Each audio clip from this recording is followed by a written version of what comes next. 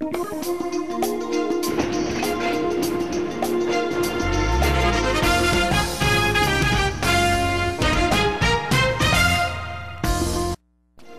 may think there's no such thing as a free lunch, but if you work at one Chicago company, you get one every day. The employees at Empower PR sit down together at noon every workday for a low-carb lunch. Their boss says in the long run that he's saving money. Sam Chapman is CEO of Empower PR, and the free lunch is just one of his interesting management techniques. This week, a lot of people have been talking about his strict no gossip in the workplace policy. He has fired some employees who could not resist the temptation. Chapman joins me to talk about his unusual approach to management. Good to have you here. Nice to be here. No gossip in the workplace? How do you have any employees left? Well, the ones who work there have agreed to create a no gossip zone amongst us, so we don't have everybody left, to be candid. So now, as people come in to interview, this is really something that's put out on the table immediately? That's right. We're hiring differently now, and we put it on the table and ask if that's what you're up to, and if you'd like to move into a no gossip zone, you can work at Empower too. There is a study that found that 65 hours a year is the amount that the average employee spends gossiping. So while we can joke about this, gossip can be a serious problem in the workplace. It is. It can be emotionally crippling to the person who's gossiping or being gossiped about, because half of what we say isn't true when you bother to clean it up. And obviously the person about who the story is being told is devastated when they find out what's going on. And that is what you were aiming at, really. The harm to the business and to the employees was really your main focus? That's right. I was worried about worker happiness and my own happiness. People were factioning, they were reconnoitering behind closed doors, and it wasn't working out for me. And so we found out who was up to that. We asked them if they would shift.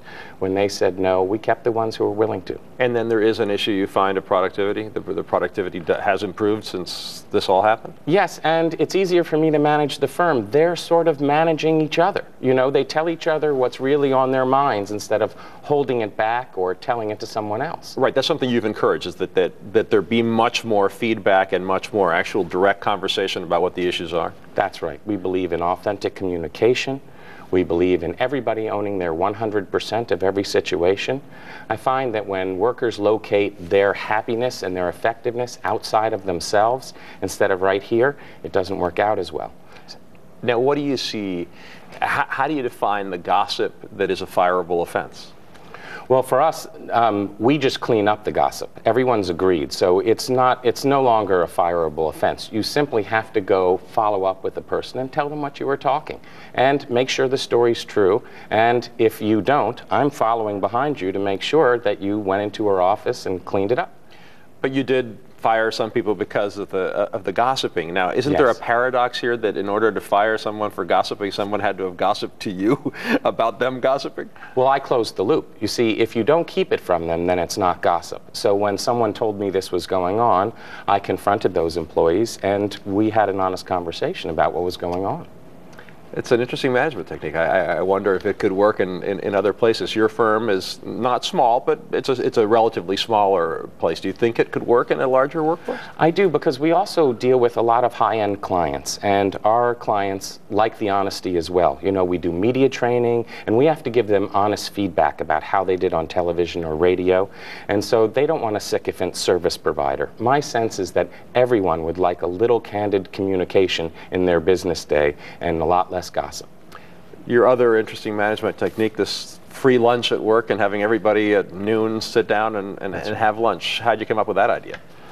Well, I'm on a pretty strict low-carb diet, so selfishly I wanted to make sure that I was taken care of in a healthy way. I lost 40 pounds that way, and I really care about my people. So we hired someone to actually cook for us every single day, and we provide low-carb pasta and breads so that people don't really even know the difference, along with delicious low-carb food.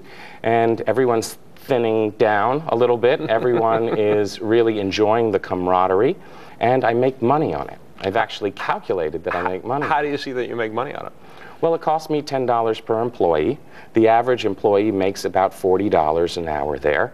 They only take a half hour, it turns out, without my asking for it. And anyone who's listening, take your whole hour if you want, but they don't. And so I get back about $20 an hour, spending 10.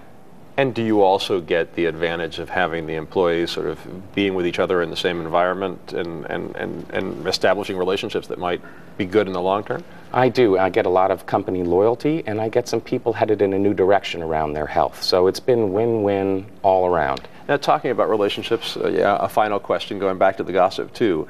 There have been studies that say that gossip isn't that bad, that it actually isn't a character flaw, that it is a good relationship building thing. Right. What do you think about that? I don't think all studies are right. And from my perspective, I breathe a lot easier in this environment. So I'm quite happy with the rule, and since I'm the boss, that's the way we go. It has more. In the end, you're the dictator.